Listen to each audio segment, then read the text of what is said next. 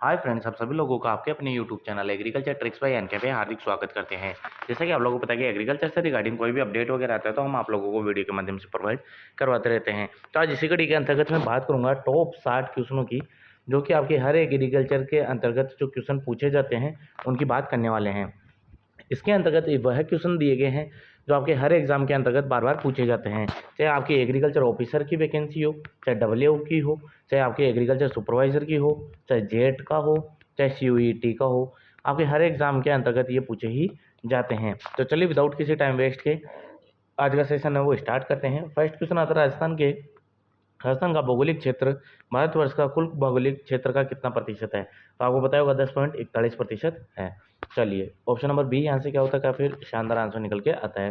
Next question की अपन बात करें, राजस्थान का कृषि जलवायु खंड फोर्थ बी का क्या नाम है? तो फोर्थ बी का नाम बताना है। शुष्क मैदानी पश्चिमी क्षेत्र होता है, लूणी नदी का अंतर्वर्ती मैदानी क्षेत्र होता है, आर्द्र दक्षिणी मैदानी क्षेत्र होता है, या बाढ़ संभाव्य पूर्वी मैदानी होता है। तो आई होप आप सभी लोगों को पता होगा कि जब अगर बात की जाती है कि फोर्थ बी की, तो जो आपका जलवायु खंड फोर्थ बी है तो उसे आर्द्र दक्षिणी क्षेत्र कहा जाता है। तो ऑप्शन नंबर सी यहाँ से क्या होता है, काफी शानदार आंसर निकल के आता है। राजस्थान का कितने प्रतिशत क्षेत्रफल क्षारीय व लवणीय मृदाओं से ग्रसित है? तो आपको बताना है कितना प्रतिशत है जो आपका क्षारीय और लवणीय मृदाओं से ग्रसित है। 5.6 lakh hectare, 7.8 lakh hectare, 10.6 lakh hectare, या 12.8 लाख हेक्टेयर आपका जो आपके लवणीय और क्षारीय मृदा से ग्रसित है। तो इसकी बात करेंगे राइट आंसर की, तो 10.6 लाख हेक्टेयर आपका राइट आंसर हो जाता है। ऑप्शन नंबर सी यहाँ से क्या होता है, काफी शानदार आंसर निकल के आता है। चलिए नेक्स्ट क्वेश्चन की ओर बढ़ते हैं। अम्लीय भूमि को सुधार कर कृषि योग्य बनाने में किसका प्रयोग करते हैं? तो अम्लीय भूमि होती है उसको सुधार कर कृषि योग्य बनाने के लिए अपन किसका यूज़ करते हैं? चूने का यूज़ करते हैं, जिप्सम का यूज़ करते हैं, गंधक का यूज़ या पैराइड्स का यूज़ किया जाता है? तो आपको पता होगा कि अगर अम्लीय भूमियों को सुधारना है तो उसके लिए अपन चूने का यूज़ करते हैं। अगर क्षारीय भूमियों को पूछा जाए तो अपन उसके लिए क्या करते हैं, जिप्सम का यूज़ किया जाता है। तो ऑप्शन नंबर ए यहाँ से क्या होता है, काफ़ी शानदार आंसर निकल के आता है। नेक्स्ट क्वेश्चन की अपन बात करें, भू उपयोगिता क्षमता या वर्गीकरण के आधार पर भूमि को कितनी श्रेणियों में विभाजित किया गया है? तो 5 श्रेणियों में विभाजित किया गया है, 8 श्रेणियों में, 10 श्रेणियों में, या 12 श्रेणियों में? तो आई होप आप सभी लोगों को पता होगा कि जो भूमि उपयोगिता क्षमता के आधार पर जो वर्गीकृत किया गया है वो 8 श्रेणियों में किया गया था। ऑप्शन नंबर बी यहाँ से क्या होता है, काफी शानदार आंसर निकल के आता है। चलिए नेक्स्ट क्वेश्चन की अपन बात करें, शुष्क क्षेत्रों के लिए सर्वाधिक सामान्य जल संग्रहण रचना है। तो जो शुष्क क्षेत्र होता है वहाँ पे जल संग्रहण के लिए कौन सी संरचनाओं का निर्माण किया जाता है? तो एनीकट का किया जाता है, खड़ीन का किया जाता है, खेत कुंड का किया जाता है, तालाब का किया जाता है? तो आपको पता होगा खड़ीन का यूज किया जाता है। ऑप्शन नंबर बी यहाँ से क्या होता है, काफी शानदार आंसर निकल के आता है। नेक्स्ट क्वेश्चन की ओर बात करें, इनमें से कौन सा कार्बनिक उर्वरक है? ये काफी पेपरों में देखा होगा, काफी बार पूछा गया क्वेश्चन है। तो अमोनियम सल्फेट को कहते हैं, यूरिया को कहते हैं, सुपर फास्फेट को कहते हैं, डीपी को कहते हैं? तो आपको पता होगा जो कार्बनिक उर्वरक है वो आपका कौन सा है, यूरिया हो जाता है। तो ऑप्शन नंबर बी यहाँ से क्या होता है, काफी शानदार आंसर निकल के आता है। चलिए नेक्स्ट क्वेश्चन आता है, अनाज वाली फसलों में वायुमंडलीय नत्रजन का स्थिरीकरण किसके द्वारा किया जाता है? तो राइजोबियम के द्वारा किया जाता है, एजोला के द्वारा किया जाता है, एजेक्टोबैक्टर के द्वारा, या पीएसबी के द्वारा किया जाता है? तो अगर बात करें कि जो वायुमंडलीय नाइट्रोजन का स्थिरीकरण किया जाता है वो एजेक्टोबैक्टर के द्वारा किया जाता है। तो ऑप्शन नंबर बी यहाँ से क्या होता है, राइट आंसर हो जाएगा अगर अनाज वाली फसलों के लिए पूछा जाता है तो। चलिए नेक्स्ट क्वेश्चन की अपन बात करेंगे, ऑप्शन नंबर क्या होता है, सी यहाँ से राइट आंसर हो जाता है। नेक्स्ट क्वेश्चन आता है काफी शानदार, राजस्थान में अधिकांश क्षेत्र में सिंचाई का स्रोत क्या है? तो राजस्थान में सामान्यतः सिंचाई का स्रोत तालाब है, नहर है, नदी है, ये नलकूप एवं कुएं हैं? तो आपको पता होगा कि सर्वाधिक अपने राजस्थान के अंतर्गत जो सिंचाई का स्रोत होता है वो नलकूप व कुएं होते हैं। तो ऑप्शन नंबर फोर्थ यहाँ से क्या होता है, काफी शानदार आंसर निकल के आता है। चलिए नेक्स्ट क्वेश्चन की बात करें, इनमें से सफ़ेद दाने वाले मक्के की उन्नत किस्म कौन सी है? तो सफ़ेद दाने वाली मक्के की उन्नत किस्म माही कंचन है, गंगा 11 है, नवजोत है, या गंगा सफ़ेद है? तो आपको पता होगा जो गंगा सफ़ेद है ये आपकी सफ़ेद दाने वाली मक्का की उन्नत किस्म हो जाती है। ऑप्शन नंबर फोर्थ यहाँ से क्या होता है, काफ़ी शानदार आंसर निकल के आता है। नेक्स्ट क्वेश्चन की अपन बात करें, राजस्थान में सरसों की बुआई की औसतन बीज दर क्या होती है? ये हर एग्जाम में पूछा जाता है, काफ़ी बार रिपीट होने वाला क्वेश्चन है। तो 1 से 2 केजी हेक्टेयर, 4 से 5 केजी हेक्टेयर, 6 से 7 केजी हेक्टेयर, 9 से 10 केजी हेक्टेयर?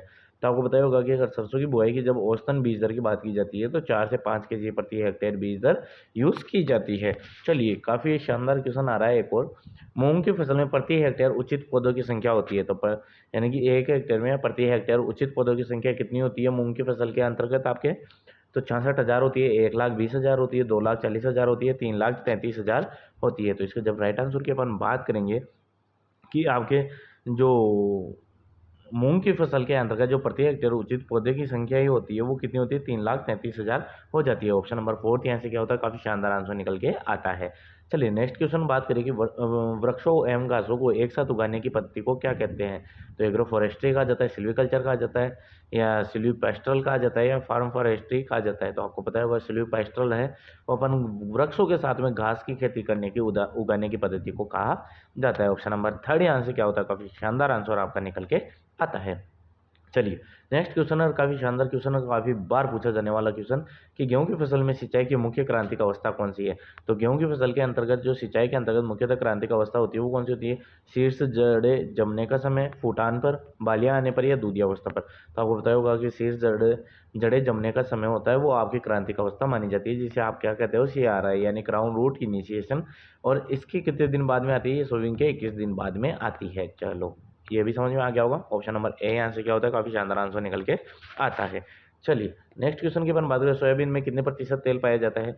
काफी शानदार क्वेश्चन है, आपको सोयाबीन का तेल का तो पता ही होगा, 20% होता है, 40% होता है, 30% होता है, या 50% होता है। तो अगर बात करें अपन ऑयल कंटेंट की या तेल की प्रतिशत की, तो वो पाया जाता है आपका 20%। तो ऑप्शन नंबर ए यहाँ से क्या होता है, काफी शानदार आंसर निकल के आता है। लेकिन सोयाबीन से ही आपको कई बार पूछा जाएगा कि सर्वाधिक प्रोटीन किस में पाया जाता है, वो सोयाबीन में पाया जाता है। और कितना प्रतिशत पाया जाता है, आपका 42% पाया जाता है। तो ये क्वेश्चन भी काफी इंपॉर्टेंट बन जाता है, तो इसका विशेष रूप से आपको ध्यान रखना है। ऑप्शन नंबर ए यहाँ से क्या होता है, राइट आंसर हो जाता है। चलिए नेक्स्ट क्वेश्चन आता है, इनमें से किस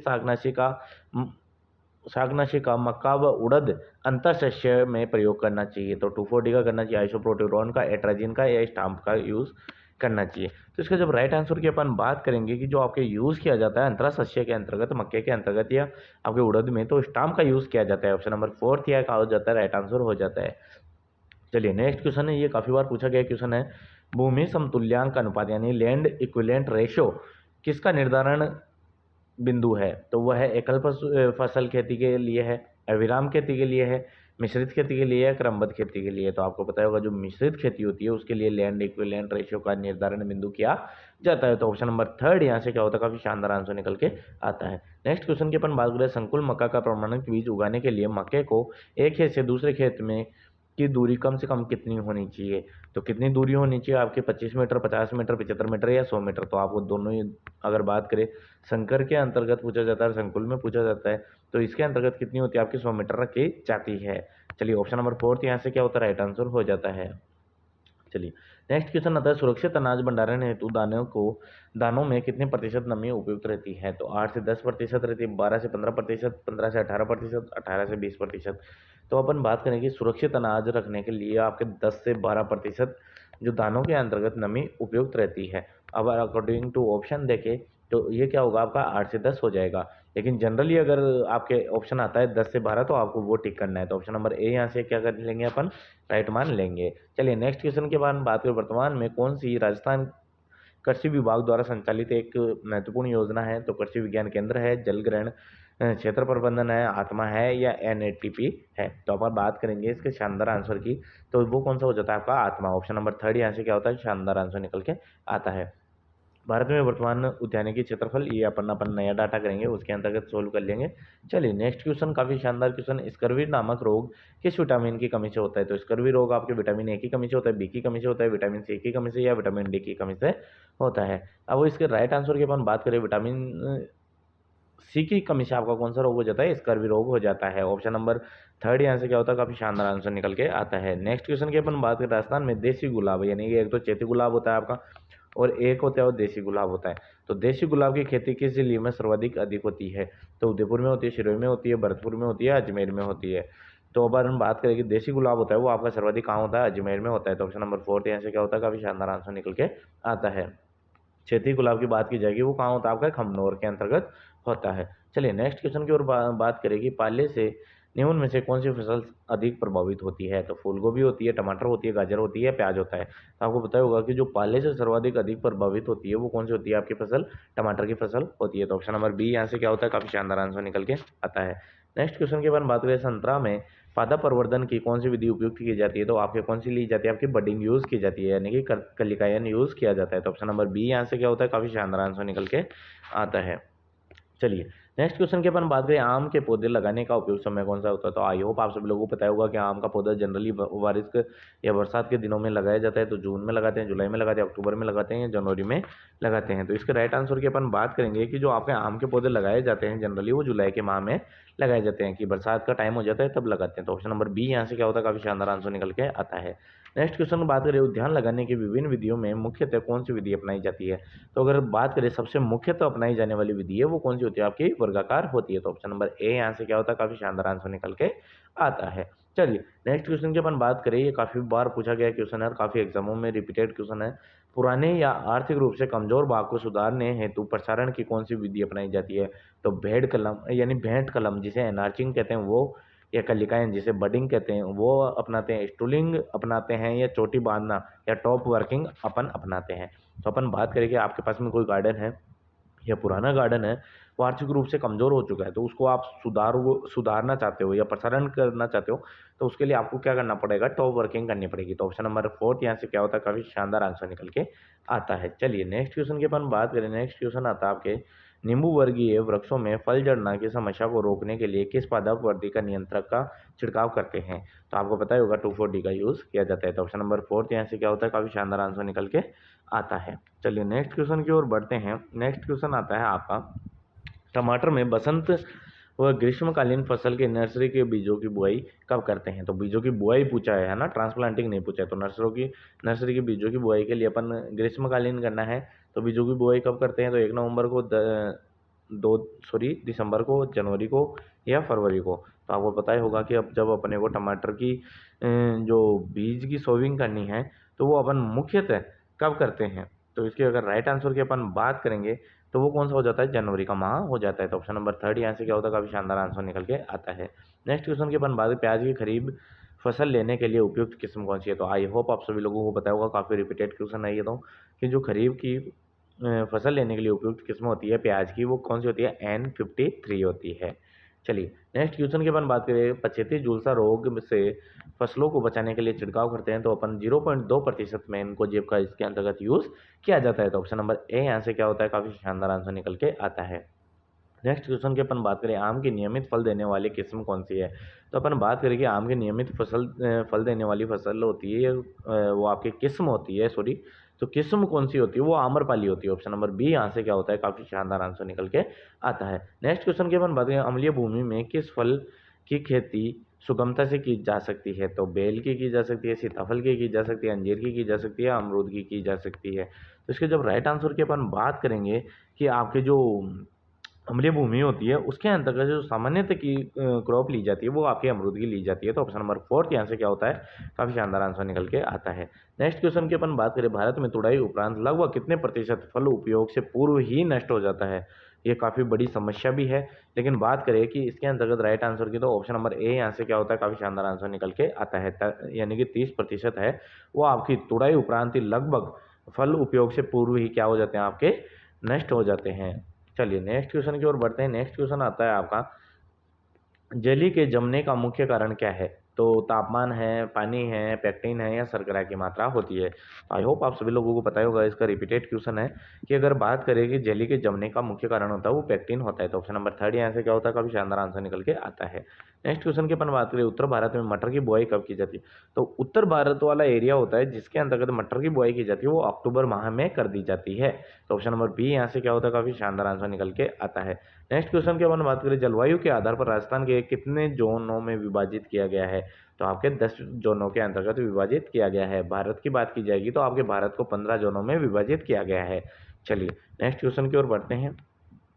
आलू की बुआई के लिए प्रति हेक्टेयर बीज दर की कितनी होती है, यानी कि प्रति हेक्टेयर अगर आलू की बीज दर की जब बात की जाती है तो आपकी कितनी बीज दर यूज़ करते हैं। तो इसका जब राइट आंसर की अपन बात करेंगे तो वो कौन सी होती है, 15 से 20 क्विंटल आपकी प्रति हेक्टेयर सीड रेट यूज़ की जाती है। तो ऑप्शन नंबर फोर्थ यहाँ से क्या होता है, काफ़ी शानदार आंसर निकल के आता है। नेक्स्ट क्वेश्चन की अपन बात करें, सिंचाई की छिड़काव या स्प्रिंकलर या सिंचाई की छिड़काव या बूंद बूंद ड्रिप विधि से लगभग कितने प्रतिशत पानी की बचत होती है। तो आपको पता ही होगा कि दोनों को मिक्स में देकर पूछा है, तो आपको अगर ऑलमोस्ट अकॉर्डिंग टू ऑप्शन की अपन बात करें तो ऑलमोस्ट आपके 45% क्या होती है, आपके पानी की बचत होती है। अगर बात करें कि इसके अंतर्गत, तो अगर बात करें स्प्रिंकलर के अंतर्गत 45 से 50% के लगभग होती है, और उसके अंतर्गत 50 से 75% की बचत आपकी क्या होती है, पानी की बचत देखने को मिलती है बूंद बूंद के अंतर्गत। तो ऑप्शन नंबर 4 यहाँ से क्या होता है, राइट आंसर हो जाता है। नेक्स्ट क्वेश्चन की अपन बात करें गिर गाय का उत्पत्ति स्थान, तो गिर गुजरात आपको पता ही होगा, ऑप्शन नंबर ए यहाँ से क्या होता है, राइट आंसर हो जाता है। चलिए, मालवी नस्ल का उत्पत्ति स्थान कौन सा है, तो गुजरात है, उत्तर प्रदेश है, मध्य प्रदेश है या राजस्थान है। तो आपको पता ही होगा कि अगर मालवी की बात की जाए कि मालवी नस्ल का उत्पत्ति स्थान है तो वो मालवा क्षेत्र होगा, मतलब कि मध्य प्रदेश हो जाएगा। ऑप्शन नंबर 3 यहाँ से क्या हो जाता है, राइट आंसर हो जाता है। नेक्स्ट क्वेश्चन की अपन बात करें निम्न में से सबसे अधिक दूध देने वाली गाय की नस्ल है, तो अगर बात करें इसके अंतर्गत ये नहीं पूछा गया है कि आपकी एक्सोटिक ब्रीड है या इंडोजीनियस है, यानी कि बात करें तो ये भारतीय नस्ल है या विदेशी नस्ल है, ये नहीं पूछा गया, डायरेक्ट पूछा गया है कि सबसे यानी कि अधिक दूध देने वाली गाय की नस्ल है वो कौन सी होती है, आपकी हॉलिस्टन फ्रीजियन हो जाती है। ऑप्शन नंबर बी यहाँ से क्या होता है, काफी शानदार आंसर निकल के आता है। नेक्स्ट क्वेश्चन की अपन बात करें कि सबसे ज्यादा वसा वाली सबसे ज्यादा वसा वाला दूध देने वाली नस्ल कौन सी है, तो जो सबसे ज्यादा दूध के अंदर वसा पाई जाती है वो कौन सी नस्ल में पाई जाती है, तो आपके भदावरी के अंतर्गत पाई जाती है। कितना प्रतिशत, आपके 13%। ऑप्शन नंबर 3 यहाँ से क्या होता है, राइट आंसर हो जाता है। नेक्स्ट क्वेश्चन की अपन बात करें सबसे ज्यादा दूध देने वाली बकरी की नस्ल कौन सी है, तो आई होप आप सभी लोगों को पता होगा कि वो कौन सी हो जाती है, आपकी जमुनापारी हो जाती है। ऑप्शन नंबर 4 यहाँ से क्या होता है, काफी शानदार आंसर निकल के आता है। चलिए नेक्स्ट क्वेश्चन की अपन बात करें राजस्थान में सबसे फाइन कारपेट ऊन पैदा करने वाली भेड़ की नस्ल का नाम है, तो वो कौन सी आ जाती है, आपकी चौंकला आ जाती है, जिसे कि आपके शेखावटी क्षेत्र के अंतर्गत छापर के नाम से जाना जाता है। तो ऑप्शन नंबर 3 यहाँ से क्या होता है, राइट आंसर हो जाता है। चलिए नेक्स्ट क्वेश्चन की अपन बात करें निम्न में से कौन सी बीमारी मुर्गियों में होती है, तो आपको पता ही होगा एंथ्रेक्स होती है, रानीखेत होती है, लंगड़ी होती है या खुरपका मुंहपका होती है। अगर बात करें रानीखेत है वो आपकी वायरस के होती है, और ये किस में होती है, मुर्गियों में फैलने वाली मुख्यतः बीमारी होती है, और किससे फैलती है, वायरस से होती है। ऑप्शन नंबर 2 यहाँ से क्या होता है, राइट आंसर निकल के आता है। चलिए नेक्स्ट क्वेश्चन के अपन बात करें मिल्क फीवर, यानी कि आपका बुखार होता है वो किसकी कमी से होता है, तो प्रोटीन, वसा, कैल्शियम या पोटेशियम। तो आपको पता होगा जो मिल्क फीवर है वो आपकी कैल्शियम की कमी से होता है, और इसके अंतर्गत सामान्यतः नाम के अंतर्गत फीवर आता है, लेकिन इसके अंतर्गत पशु क्या हो जाता है, ठंडा हो जाता है और सामान्य तापमान से उसका तापमान गिरने लगता है। तो ऑप्शन नंबर सी यहाँ से क्या होता है, राइट आंसर हो जाता है। चलिए नेक्स्ट क्वेश्चन की अपन बात करें किस बीमारी के बचाव के लिए टीके लगाए जाते हैं, तो थनैला में, दुग्ध बुखार में, खूनी पेचिश में या गलघोटू में टीके लगाए जाते हैं। तो इसके जब राइट आंसर की अपन बात करेंगे कि कौन सी बीमारी के अंतर्गत लगाया जाता है, तो वो आपकी कौन सी हो जाती है, गलघोटू हो जाती है। ऑप्शन नंबर 4 यहाँ से क्या होता है, काफी शानदार आंसर निकल के आता है। चलिए नेक्स्ट क्वेश्चन की ओर बात करेंगे निम्न में से कौन सी दवा पशुओं में विरेचक का कार्य करती है, तो विरेचक के रूप में अरंडी का तेल लेते हैं, अल्कोहल लेते हैं, कपूर लेते हैं, नीला तोता यूज में लिया जाता है। तो इसके जब राइट आंसर की अपन बात करेंगे कि जो अरंडी होती है उसे विरेचक के रूप में यूज किया जाता है। तो ऑप्शन नंबर ए यहाँ से क्या होता है, काफी शानदार आंसर निकल के आता है। चलिए नेक्स्ट क्वेश्चन की अपन बात करेंगे उनमें से कौन सी दवा जीवाणुरोधक के रूप में काम में ली जाती है, फिनाइल ली जाती है, अरंडी का तेल ली जाती है, कपूर ली जाती है, अल्कोहल ली जाती है। तो आपको पता ही होगा कि जीवाणुरोधी की जब बात की जाती है तो आपकी कौन सी दवा यूज काम में ली जाती है, वो आपकी ली जाती है फिनाइल। अगर बात करें कि एक दिन की मुर्गियों के चूजों में किस बीमारी का टीका लगाया जाता है, काफी इंपॉर्टेंट क्वेश्चन है और काफी बार रिपीट होने वाला क्वेश्चन है कि जो एक दिन की बीमारी के ऊपर अगर मुर्गी के चूजों के अंतर्गत जो टीका लगाया जाता है वो लगाया जाता है आपके रानीखेत के अंतर्गत लगाया जाता है। तो ऑप्शन नंबर ए यहाँ से क्या होता है, काफी शानदार आंसर निकल के आता है। बात करें भैंस की कौन सी नस्ल का उत्पत्ति स्थान गुजरात है, तो भदावरी का है, नीली रावी का है, जाफराबादी का है या मुर्रा का है। तो आपको पता होगा कि जो जाफराबादी है उसका उत्पत्ति स्थान आपका गुजरात माना जाता है। तो ऑप्शन नंबर 3 यहाँ से क्या होता है, काफी शानदार आंसर निकल के आता है। चलिए नेक्स्ट क्वेश्चन की अपन बात करें कि आपके जो नीलत होता है इसका उपयोग पशुओं में किस कार्य के लिए किया जाता है, तो उत्तेजक के लिए किया जाएगा, कृमिनाशक के लिए किया जाएगा, विरेचक के लिए किया जाएगा या जीवाणुनाशक के लिए किया जाता है। तो इसका जब राइट आंसर की अपन बात करेंगे नीले तोते का उपयोग सामान्यतः किया जाता है वो कृमिनाशक के रूप में किया जाता है। तो ऑप्शन नंबर बी यहाँ से क्या होता है, काफी शानदार आंसर निकल के आता है। चलिए एक काफी शानदार इंपॉर्टेंट क्वेश्चन जो कि काफी एग्जामों के अंतर्गत पूछा गया है। बात करें कि मैसाना नस्ल किन दो नस्लों के क्रॉस से तैयार हुई है, तो मैसाना नस्ल है वो कौन से दो क्रॉस से तैयार हुई है, आपकी सूरती जाफराबादी से हुई है, मुर्रा बसूरती से हुई है, मुर्रा नीली रावी से हुई है, मुर्रा या बदावरी से हुई है। तो अगर पर हम बात करें कि मैसाना, तो आपको याद रखना है MM S, यानी कि मेहसाना, जो मेहसाना का क्रॉस हुआ है वो किस किस से हुआ है आपका, यानी कि किससे ड्राइव्ड हुई है, किससे क्रॉस से तैयार की गई है, तो वो की गई है एमएमएस, अपन ने याद किया। तो एमएमएस एक एम से क्या होगा आपका मेहसाना हो जाएगा, एम फिर आएगा, फिर उससे क्या हो जाएगा मुर्रा, और एस से क्या हो जाएगा सूरती। तो मतलब कि जो आपकी मेहसाना है वो आपके मुर्रा और सूरती के क्रॉस से तैयार की गई है। तो ऑप्शन नंबर सेकंड यहाँ से क्या होता है, काफी शानदार आंसर निकल के आता है। चलिए बात करें नेक्स्ट क्वेश्चन की, और काफ़ी इंपॉर्टेंट क्वेश्चन है। यहाँ से काफ़ी बार पूछा जाता है कि निम्न में विदेशी नस्लों में किस नस्ल के दूध में सर्वाधिक वसा पाई जाती है। अपन ने बात की कि अगर बात करें कि सर्वाधिक दूध कौन सी नस्ल देती है, तो अपन ने पहले ही बात कर ली थी कि एचएफ देती है सर्वाधिक दूध। लेकिन अपन बात करें कि किसके दूध में सर्वाधिक वसा पाई जाती है, और वो भी किसमें, कि विदेशी नस्लों के अंतर्गत। तो अपन बात करेंगे जर्सी में होती है, होलिस्टन फ्रीजियन के दूध में होता है, ब्राउन स्विस में होता है, या रेड डेल में होता है। तो अपन बात करेंगे कि जो सर्वाधिक विदेशी नस्लों के अंतर्गत जो दूध के अंतर्गत वसा पाई जाती है वो आपके जर्सी में पाई जाती है। कितने, लगभग 5% के लगभग आपके इसके दूध में वसा देखने को मिलती है। तो ऑप्शन नंबर ए यहाँ से क्या होता है, काफी शानदार आंसर निकल के आता है। चलिए नेक्स्ट क्वेश्चन की अपन बात करें, अविकालीन भेड़ की नस्ल तैयार की गई है। तो अविकालीन भेड़ है वो आपके मालपुरा और रेम्बुलेट से तैयार की गई है। तो ऑप्शन नंबर थर्ड यहाँ से क्या होता है, काफी सुंदर आंसर निकल के आता है। चलिए नेक्स्ट क्वेश्चन की ओर बात करें, और काफी शानदार एंड जानदार क्वेश्चन आता है आपके सामने कि दराती नुमा सिंह किस नस्ल की पहचान है।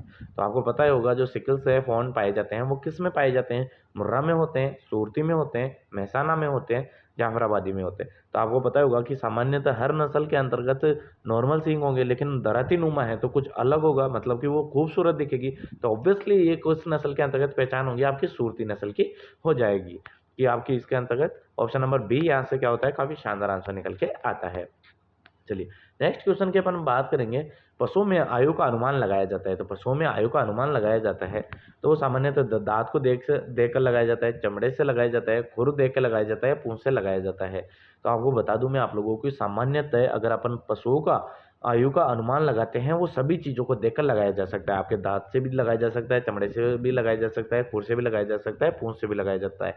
लेकिन अपन अगर इसके अंतर्गत बात करें कि सर्वाधिक उपयुक्त जो विधि है या किस से एग्जैक्ट थोड़ा पता चल जाता है कि इससे एक्यूरेसी ज़्यादा होती है, तो वो कौन सी विधि होती है, आपके दांत के द्वारा। और अगर आपके सामने डायरेक्ट ऑप्शन भी आए कि सबसे सर्वोत्तम विधि कौन सी है, तो वो होती है आपकी कौन सी, दांत के द्वारा होती है। तो ऑप्शन नंबर ए यहाँ से क्या होता है, राइट आंसर हो जाता है।